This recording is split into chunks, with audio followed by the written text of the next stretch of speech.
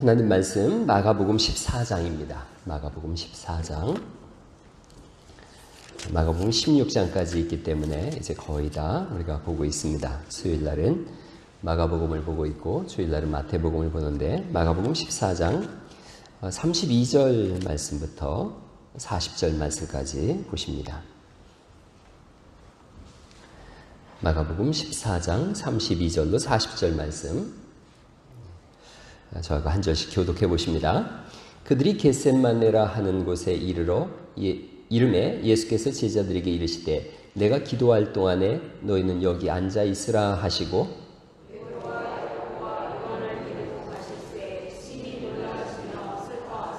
말씀하시되 내 마음이 심히 고민하여 죽게 되었으니 너희는 여기 머물라 깨어 있으라 하시고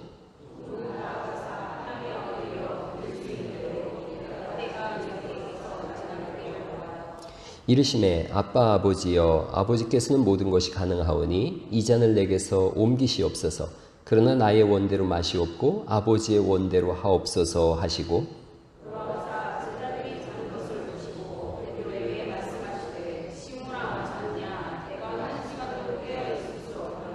시험에 들지 않게 깨어있어 기도하라. 마음에는 원이로되 육신이 약하도다 하시고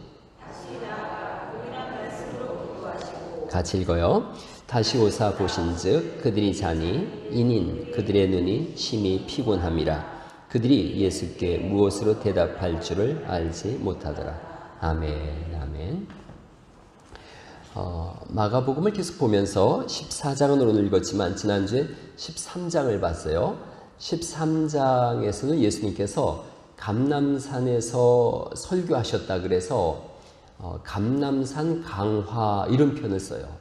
강해로 말씀하셨다. 그래서 강화라는 표현을 쓰는 거예요. 감람산 강화 이렇게 불려져요. 그런데 여전히 예수님께서 설교를 하시는데 제자들이 깨닫지 못하는 거예요. 그동안 예수님과 한 3년여 정도를 함께 생활하면서 이제 예수님께서는 겟셋마네에서 기도하시고 14장, 15장, 16장까지가 마지막이기 때문에 예루살렘에 올라가서 십자가에 죽으시는 사건이 있는데 제자들이 여전히 예수님이 왜 오셨으며 무엇을 하시는 분인지를 잘 모르는 거예요. 우리도 때로는 신앙생활 평생 하면서 예수님 평생 믿었어요. 이제 친구한테 전도하는 거죠. 야, 교회 가자. 교회 가면 뭐가 좋은데? 예수님 믿어. 그럼 이제 믿는 게 뭔데? 그리고 구원은 뭐고? 그렇게 하면은 복잡해지니까 야, 가서 좀 있으면 좋아. 그러고 그런 건 목사님한테 물어보면 돼. 그러는 거예요. 정확하게 복음이 뭔지를 잘 모르는 거예요. 알고 있어요. 두리뭉실하게 다 알고 있는데 이걸 전달하기가 어려운 거예요.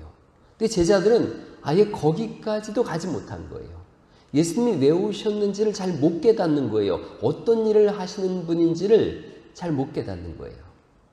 요한복음을 제가 이제 좀 지나면 강의할 텐데 요한복음에 있어서 개념은 단순해요. 예수님은 위에서 오신 분이에요. 우린 밑에 속한 거고 위에 오셨기 때문에 예수님이 실체고 실제고 실존이에요.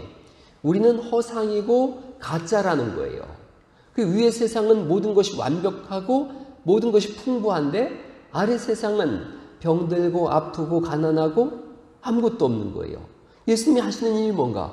우리를 위의 세상으로 올라가도록 인도하시는 분, 우리를 품고 위의 세상으로 올라가시는 분, 그게 요한복음의 말씀이에요. 근데 사람들은 여전히 예수님이 위에서 오셔서 말씀하시니까 못 알아듣고 있는 거예요. 여러분 13장을 다시 한번 보시겠어요? 13장 말씀부터 오늘 시작이 되어지는 거예요. 13장 1절에 보면 예수께서 성전에서 나가실 때에 예루살렘 성전이죠. 제자 중 하나가 이르되 선생님이여 보소서 이 돌들이 어떠하며 이 건물들이 어떠하니까. 예루살렘 성전이 너무 잘 지어졌거든요. 그러니까 이게 어느 정도인지 아시지요? 이게 어떻게 되겠습니까? 이 굉장한 돌들을 보십시오. 이런 표현이에요. 실제로 새 번역을 보면 선생님 보십시오. 얼마나 굉장한 돌입니까? 얼마나 굉장한 건물입니까? 이 예루살렘을 보면서 성전을 보면서 막 찬탄을 금치 못하는 거죠. 예수님이 여기에다 찬물을 확 끼얹으시죠. 2절 말씀이에요. 예수께서 이르시되 내가 이 큰 건물들을 보느냐? 돌 하나도 돌 위에 남지 않고 다 무너뜨려지겠다. 이 말씀을 하세요. 이들에겐 기가 막힌 말씀인 거예요. 예수님이 십자가에서 죽으시는 이유 중에 하나가 예루살렘 성전 무너진다 그래서 그런 거예요. 이 사람들은 성전이 무너진다? 상상도 못할 일인 거고, 성전이 무너진다 그러면 신성모독죄가 되어지는 거예요. 그리고 예수님을 법정에 세워서 십자가에 못 박으려고 하는 이유 중에 하나가 여기에 있어요. 그래서 이제 조금 더 깊이 생각해 보는 거예요. 성경을 해석하는 방식이 있어요. 성경은 전통적인 방식은 이렇게 해석해요. 하나님께서 온 세상을 창조하셨어요. 창조한 세상이 타락한 거예요. 타락한 세상을 구원하세요. 구속이라 그래요. 그리고 완성하는 거예요. 예수님의 재림으로. 괜찮은 방법이에요. 좋은 성경 해석이에요. 창조, 타락, 구속, 완성. 한번 해보시겠어요? 시작. 창조, 타락, 구속, 완성. 그런데 또 다른 해석법이 있어요. 성경을 보는 또 다른 눈이 있어요.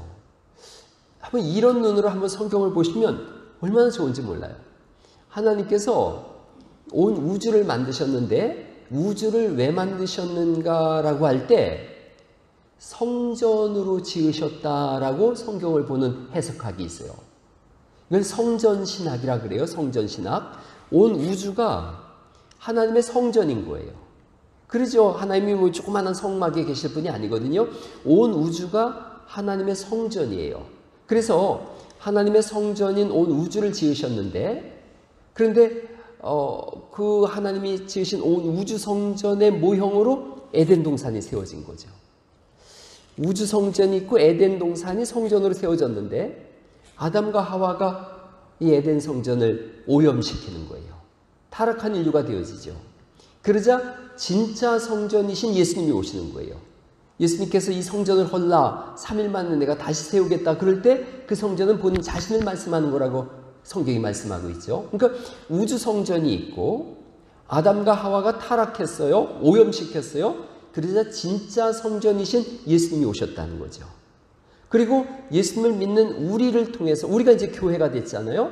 성경이 우리 보고 뭐라고 말씀하냐면 너희가 하나님의 성전인 줄 알지 못하느냐 이렇게 말씀하고 있으니까요. 그래서 우리가 성전이 되어졌고 그리고 예수님 재림하시는 날 우주적인 성전이 완성된다 이렇게 성경을 보는 거예요. 그래서 이거를 A, B 그리고 X, B-A- 이렇게 봐요. 무슨 말씀이냐면 우주적 성전과 이 끝에 우주적 성전이 같은 거예요. 그리고 에덴 동산에 세워진 성전과 우리 예수님 믿는 새 이스라엘이라고 성경이 말씀하고 있죠. 우리 성전이 같은 거예요. 그리고 가운데 그리스도 예수님이 계신 거예요. 그렇게 보면 예수님이 이 땅에 왜 오셨느냐? 성전을 지으시려고 오셨다라고 보는 게 성전신학이에요. 그리고 오늘날 이 성전신학은 많은 이제 신학자들이 성경을 그렇게 보는 눈 속에서 성경을 많이 해석해요. 그리고 또 그렇게 보면 성경에 또 하나의 해석이 열려져요. 이러면 제가 말씀드리는 거예요. 창조, 타락, 구속, 완성. 전통적인 해석이에요. 건강하고 좋은 해석이에요. 그런가 하면 또 하나 성경을 바라보는 눈이 있는데 우주적 성전을 지으셨고 에덴 성전이라면 이것이 오염되자 예수님이 오셨고 진짜 성전이신 예수님이 오셨고 우리를 성전 삼으셨으며 예수님 재림하시는 날 온 우주적 성전이 완성된다 이렇게 보는 거예요. 성전 신학적 관점에서 하나를 더 보는 거죠. 예수님이 성전이시다, 예수님이 진짜 성전이시다라는 부분에 대해서는 제가 마가복음을 하면서 몇 번 설교를 드렸어요. 이런 말씀이 있어요. 요한복음 19장 34절 말씀에 나를 믿는 자는 그 배에서 생수의 강이 흘러넘치리라 라고 말씀하셨어요. 그러면서 그 생수를 뭐라고 표현하셨냐면 이는 우리가 받을 성령을 말씀하신다 그랬어요. 그러니까 나를 믿는 자는 그 배에서 생수의 강이 즉 성령님이 흘러나온다는 뜻이에요. 문제는 복잡해져요. 그 배가 누구 배일까 하는 거예요. 그 배가 누구 배일까? 나를 믿는 자는 즉 예수님을 믿는 자는 그 배에서 성령님이 흘러넘치도록 나온다라는 표현이거든요. 그래서 전통적으로 보통은 이렇게 해석했어요. 나를 믿는 자는 그 배에서, 즉 우리 배에서 생수의 강이 흘러 넘친다. 이렇게 내 배로 표현을 했어요. 근데 헬라어 성경에 쓰여 있는데 이 원어적인 의미를 가만히 보면 사실 그 배는 예수님의 배예요. 예수님을 믿는 사람은 예수님의 속에서 성령님이 흘러 넘치도록 나와서 그 성령님이 우리를 덮어서 우리를 치료하신다. 이런 개념이 되어져요. 여러분, 신학적인 부분에서 이렇게 말씀드리는 거예요. 예수님은 하나님이 나셨다. 이렇게 표현을 해요. 나셨다. 이렇게 표현하고요. 성령님은 예수님과 하나님으로부터 나오신다. 이렇게 신학으로 표현을 해요. 나오신다 해서 이걸 발출설이래요. 발출설이라 그래요. 그러니까 예수님은 나신 분이고 성령님은 나오시는 분이라는 거죠. 근데 그 성령님이 우리 안에서 나오는 분은 아니에요. 성령님은 예수님으로부터 나오시는 거예요. 지난번에 제가 에스겔서 47장을 해석하면서 여러분에게 그런 말씀을 드렸어요. 에스겔서 47장이 어떤 내용이냐면 성전에서 물이 흘러나오는 거예요.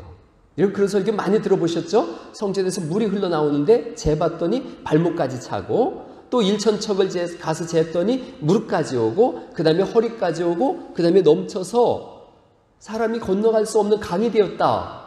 이 에스겔서 47장이에요. 그리고 어떤 말씀이 되어지냐면 그 강물이 흘러가는 곳마다 다 되살아났다는 거예요. 죽은 것들이 살아나고 모든 것이 다 되살아나고 고기가 많아지고 어부가 거기서 풍성하게 물고기를 잡는 다 살아나는 그 말씀이 되어 있어요. 바다조차도 살아난다 이렇게 되어 있거든요. 그러니까 성소에서 물이 나와서 그 물이 흘러가는 곳마다 다 살고 그리고 그 성소의 양옆에는 나무가 열매를 맺고 그 잎사귀는 사람들을 치료한다 이렇게 써 있어요. 그 에스겔서 47장과 요한계시록에 있는 21장에 있는 말씀과 동일한 내용이에요. 성수에서 물이 흘러나온다 이렇게 써 있거든요. 그런데 예수님이 이렇게 말씀하세요. 내 배에서 생수가 흘러나온다. 성전에서 물이 나오는 것과 예수님에게서 예수님의 배에서 생수가 흘러나온다라는 것이 동일시 되어져 있어요. 그렇게 함으로 인해서 예수님 스스로가 성령님이 이 속에서 나오는 분이시고 내보내시는 분이시고 그 성령 하나님을 인하여 모두가 다 살아난다 이런 개념이 성경신학이에요. 근데 우리는 이제 자꾸 우리식으로 생각을 해요. 하나님이 예수님을 낳으셨다고? 그러면 안 낳으신 때도 있겠네? 이렇게 생각할 수 있고 하나님과 예수님으로부터 성령님이 나오신다고? 그럼 안 나오셨던 때도 있네? 이게 우리 생각이에요. 하나님은 삼위일체 하나님은 시간을 초월해 계신 분이시기 때문에 그런 시간적 관념이 없는 거죠. 그리고 하나님이 예수님을 낳으셨다라는 표현은 비유적인 표현이에요. 진짜 아버지가 엄마가 아기를 낳듯이 그런 낳았다는 표현이 아니에요. 이 이스라엘 사람들에게 있어서 낳으셨다라는 개념은 이런 거예요. 말이 새끼를 낳으면 뭐라고 부르죠? 예? 몰라요? 망아지라고 부르죠. 말과 망아지는 같은 종류죠. 동종이죠. 동종. 소가 새끼를 낳았어요. 송아지예요. 동종이에요. 개가 새끼를 낳았어요. 동종이에요. 사람이 아이를 낳았어요. 그럼 사람이에요? 짐승이에요? 사람이 되어져요. 하나님이 아들을 낳으셨다. 그러면 그분이 누구라는 거예요? 하나님이라는 뜻인 거예요. 그래서 하나님의 아들 이런 표현은 하나님과 똑같으신 하나님이라는 개념을 넣기 위해서 쓴 비유적 표현이에요. 그래서 예수님을 어떻게 표현하냐면 독생자 이렇게 예수님 하세요. 독생자 예수 그리스도. 독생자라는 말이 이 헬라어로 게네메네스라는 말을 써요. 게네모네스. 이 게네모네스가 어떤 뜻이냐면 독생자라는 개념보다 좀 굳이 우리나라 말로 만든다면 같은 종자를 써서 독종자 이런 개념이에요. 같은 종류다, 같은 종이다, 즉 하나님이시다 이런 표현을 쓰려고 자꾸 그런 말을 만들어내는 거예요. 그리고 예수님께서 하나님으로부터 나심을 받았다라는 것은 그분이 하나님이라는 표현인 거예요. 그분이 생기기 전이 있었다 이렇게 여호와의 증인들처럼 여호와의 증인들은 그걸 해석을 못하니까 예수님이 없을 때가 있었다. 그래서 하나님이 천사를 만드듯이 1등 천사를 만든 게 예수님이다. 이렇게 해석을 하는데 잘못된 해석인 거예요.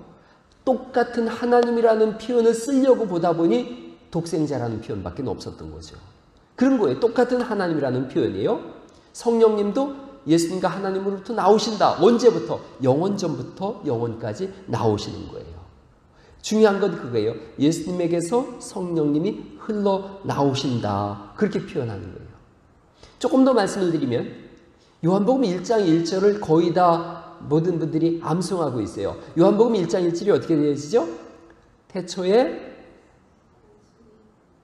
태초에 말씀이 계시니라. 이 말씀이 하나님과 함께 계셨으니 이 말씀은 곧 하나님이시니라.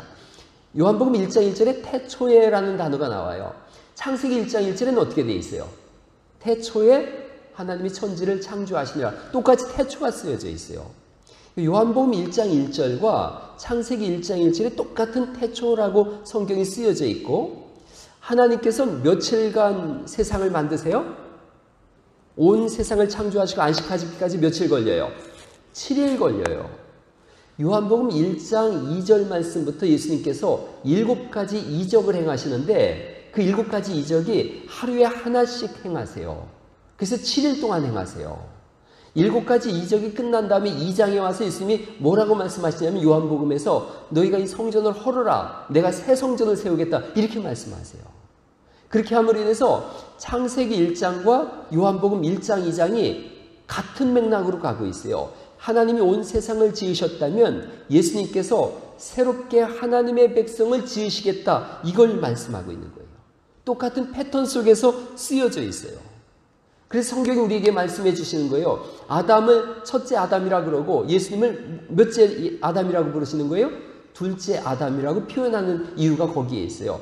첫째 아담이 실패했어요. 그런데 둘째 아담으로 오신 예수님께서 십자가의 죽으심으로 인하여 우리의 구원을 완성하시고 진짜 성전을 완성하셨다는 거죠. 그래서 오늘 좀 이 복잡한 내용인 것 같지만 성경이 성전을 지으시려고 우리에게 이렇게 오셨구나. 그리고 완성하셨구나. 그래서 이제 우리가 예수님의 몸된 전이 되어진 거예요. 그러니까 다른 사람이 된 거죠. 이전 것은 지나갔으니 보라 뭐가 됐다는 거예요? 새 것이 됐다. 그 새 것이 뭐냐? 주님의 몸을 이루었다는 거죠. 그래서 우리가 그리스도의 몸이라고 우리가 교회는 그리스도의 몸이라고 하지 않습니까? 예수님 머리라 그러고 새 성전을 이룬 거예요. 그래서 이젠 전혀 새로운 삶을 살아가야 된다는 거죠. 예수님께서 그걸 계속해서 제자들에게 이야기를 해주고 계신데 말씀하고 계신데 제자들은 13장 1절에 이 돌들을 보세요. 얼마나 엄청납니까? 이 건물을 보세요. 얼마나 놀라운지요. 자꾸 옛 성전을 부여잡고 있고 예수님을 믿고 따름을 인해서 영원한 하나님 나라에 들어가는 그걸 이해하지 못하는 거예요. 그래서 예수님 붙잡고서 늘 뭐가 되달라고 하냐면 왕이 되어주세요. 예수님은 이미 온 우주의 왕이신데 이 세상의 왕이 되어주세요. 이 세상의 왕이 되어주시면 제가 그때 좌의정하고 쟤는 우의정하고 이러면서 자기들끼리 싸우는 거예요. 여전히 예수님은 위에를 말씀하고 계시는데 제자들은 여전히 땅만 바라보고 있는 거예요. 밑에만 바라보고 있는 거예요. 그러니까 옛 성전, 예루살렘 성전을 보면서 얼마나 놀라운지요 이러고 있으니까 예수님께서 찬물을 끼얹으시는 거죠. 저거 무너질 거다 이렇게 말씀하시는 거예요. 그리고 예수님이 참 성전이 되셨어요. 여기서 이제 역사가 갈려지는 거예요. 예루살렘 성전에는 장애가 있으면 못 들어갔어요. 예루살렘 성전에는 나병 환자 못 들어갔어요. 예루살렘 성전에 죄인은 못 들어갔어요. 예루살렘 성전에 부자는 못 들어갔어요. 세리는 못 들어갔어요. 창녀는 못 들어갔어요. 그런데 예수님께서 말씀하시는 거예요. 내가 병든 자를 위해서 왔다. 죄인을 위하여 왔다. 참 성전이신 예수님은 거꾸로 말씀하시는 거예요. 죄인이 내게 들어와서 의인 돼야 내가 하나님인 게 증명되지 않겠냐는 거예요. 여러분, 아픈 사람이 예수님 안에 들어와서 치유받아야 예수님의 하나님 되심이 드러나지 않겠냐는 거예요. 그래서 예수님은 어떻게 말씀하시느냐? 아픈 사람 오라는 거예요. 병든 사람 오라는 거예요. 진짜 용한 의사가 어떤 의사인지 아시죠? 기침, 감기 걸려가지고 와서 고쳤다. 그 별로 용한 의사 아니에요. 그 뭐 약 먹고 시간 지나면 다 나는 거죠. 불치병입니다. 절대 못 고칩니다. 그런데 의사가 내게로 오라. 그래서 고쳤다. 그러면 정말 명의죠. 뛰어난 의사죠. 그래서 예수님이 그렇게 소소한 병 고쳤다 이런 얘기는 안 써 있는 거예요. 적어도 귀신 들리든가 나병, 문둥병이 걸리든가 앞을 못 보든가 귀가 안 들리든가 말을 못 하든가 이래서 심지어는 38년쯤 병이 돼야 그쯤 고쳐내야 하나님이시지 않겠냐는 거죠. 그래서 작은 병 고친 사람들 이야기는 성경에 안 써 있는 거예요. 심지어 나중에는 어디까지 가느냐면 죽은 나사로쯤 살려내야 하나님이시지 않겠냐는 거죠. 그래서 죽은 자를 살려내시는 거예요. 나인성 과부의 아들이 죽었어요. 그를 왜 살려내는가? 그래야 하나님이시잖아요. 그게 다른 거예요. 그 당시 예루살렘 성전에는 죄인이라고 얼씬도 하지 마 이랬는데 예수님 말씀하시는 거예요. 죄인이라고 어서 와라. 와서 의인 돼야 내가 이 땅에 온 의미가 있지 않겠느냐. 이걸 말씀하고 있는 거고 제자들에게도 그래서 너희가 이제 나의 성전 되어졌으니 깨어있으라고 자꾸 말씀하는 거예요. 너희는 잠들어 있는 사람들이 아니다. 세상을 바라보면서 세상에 잠들어 있는 사람들이 아니라 천국을 바라보면서 눈 뜨고 있는 사람들이다. 깨어있는 사람들이다. 13장 33절 35절 37절에 계속해서 하시는 말씀이 깨어있으라 깨어있으라 깨어있으라. 그 제자가 어떤 사람인가? 깨어있는 사람들인 거죠. 그런데도 여전히 잠들어 있어요. 오늘 우리가 읽은 이 말씀에도 14장에도 우리가 읽었잖아요. 예수님 기도하고 계신데 이들은 자고 있는 걸요. 마가복음 13장을 예수님의 강화라 그랬어요. 강해 설교예요. 예수님의 강해 설교인데 예수님이 어떤 말씀하시냐면 환란이 있을 거다. 너희를 죽이는 사람들이 있을 거고 미워하는 사람들이 있을 거고 팔아넘기는 사람들이 있을 거다. 그런 환란의 때에 견뎌라. 끝까지 견디는 자는 구원을 얻을 거다. 거짓 선지자들이 일어날 거고 거짓 그리스도가 일어날 거고 그래서 이적과 기적을 행할 거다. 할 수만 있으면 택하신 자들을 미혹할 거다. 그 미혹이라는 게 뭐냐? 눈곱과 함께하고 끌고 가겠다는 뜻인 거죠. 그때가 바로 주님이 오시는 날이다. 예수님이 오셔서 사방에서 너희를 모을 것인데 그때에 깨어있으라 신신당부하시는 거예요. 예수님이 마지막 십자가를 지시기 전에 제자들에게 하신 설교의 내용은 처음부터 끝까지 깨어있으라 깨어있으라. 그럼에도 불구하고 이들은 잠들어 있어요. 14장 10절을 보시겠어요? 14장 10절 말씀에 깨어있으라 그러고 유혹을 받지 마라 그러고 미혹을 받지 마라 그러는데 14장 10절에 유다가 먼저 배신하죠. 12제자 가운데 하나인 가룟 유다가 대제사장들에게 예수를 넘겨줄 마음을 품고 그들을 찾아갔다 이렇게 써 있어요. 12 중에 하나인 가룟 유다가 예수를 넘겨주려고 대제사장에게 갔다. 이렇게 배신이 시작되어져요. 예수님께서 27절 말씀부터 보시면 14장 27절에 예수께서 제자들에게 이르시되 너희가 다 나를 버릴 거다 이렇게 말씀하시죠. 그리고 29절에 베드로가 여짜오되 다 버릴지라도 나는 그리하지 않겠나이다. 그랬더니 예수님이 30절 뭐라 그러세요? 같이 한번 읽어볼까요? 시작. 예수께서 이르시되 내가 진실로 네게 이르노니 오늘 이 밤 달기 2번 울기 전에 네가 3번 나를 부인하리라. 그때 베드로가 힘있게 말하는 거예요. 내가 주와 함께 죽을지언정 주를 부인하지 않겠습니다. 그러고 모든 제자도 다 이와 같이 말했다는 거예요. 모든 제자가 11명의 제자가 죽을지언정 주를 부인하지 않겠습니다.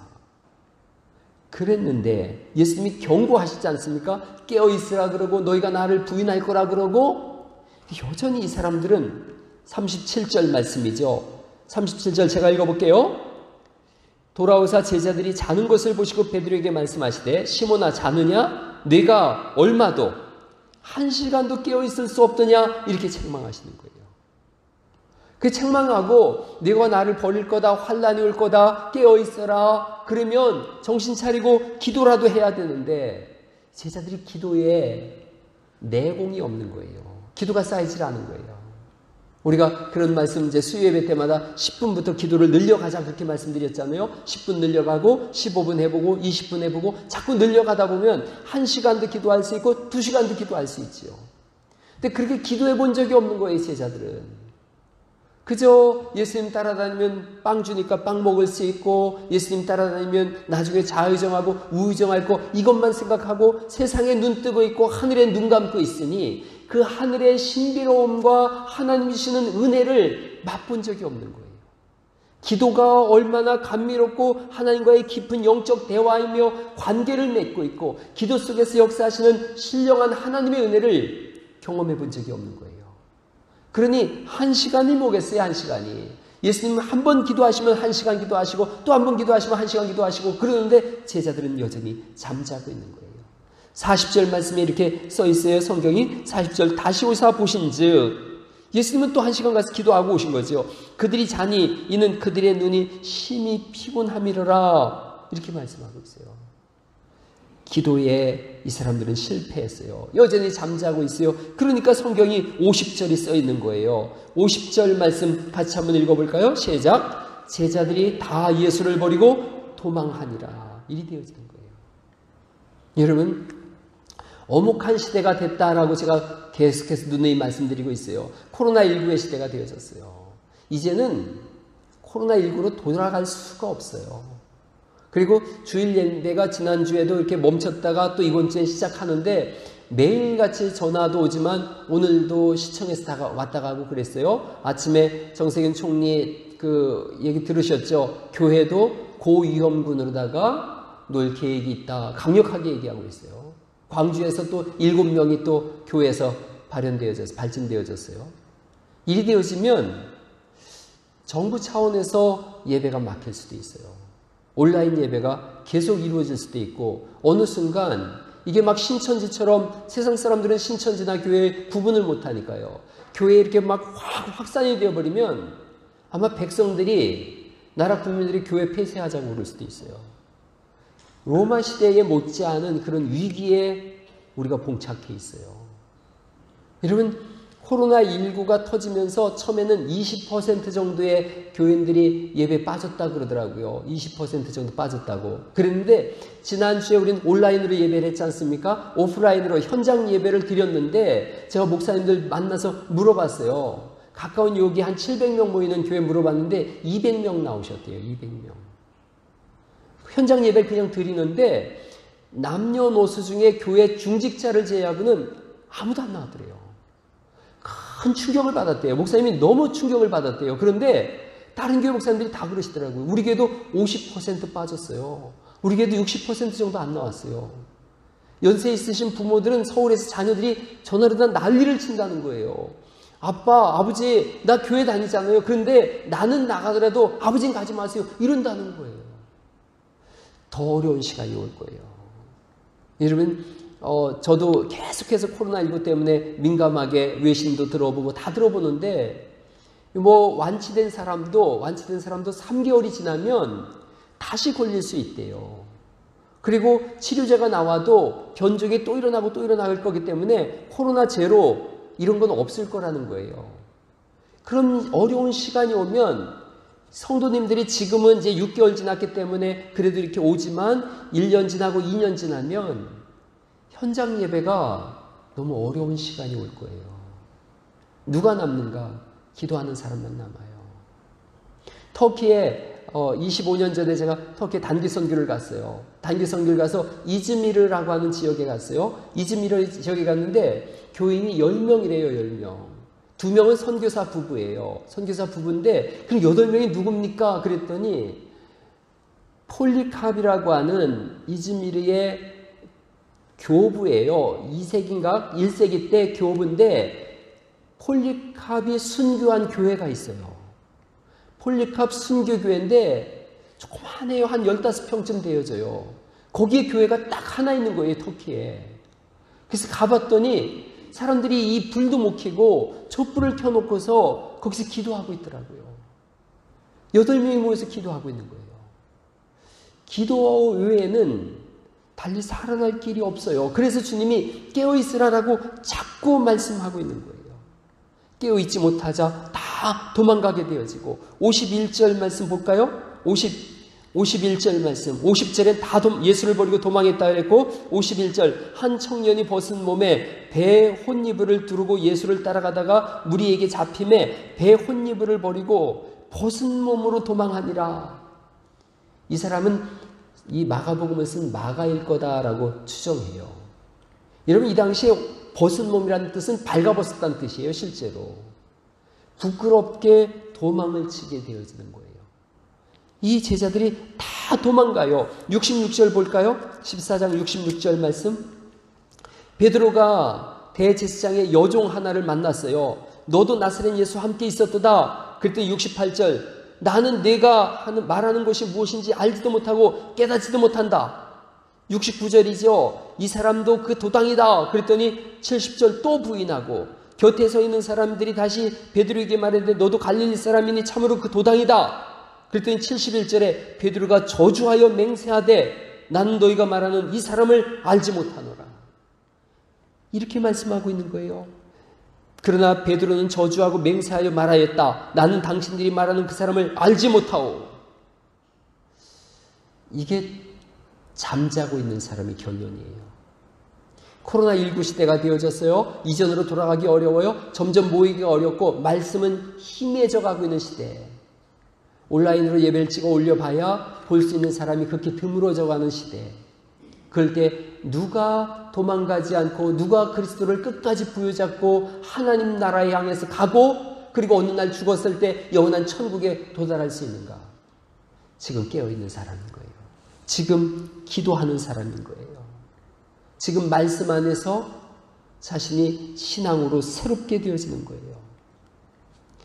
말씀을 정리해 보려고 그래요. 성전신학이라는 걸 말씀드렸어요. 되게 복잡한 말씀이라서 제가 요한복음 강의할 때 또 이 말씀을 드릴 거예요. 우리가 성전됨이 어떤 의미를 가지고 있는지 요한복음을 통해서 차근차근 제가 말씀드릴 거예요.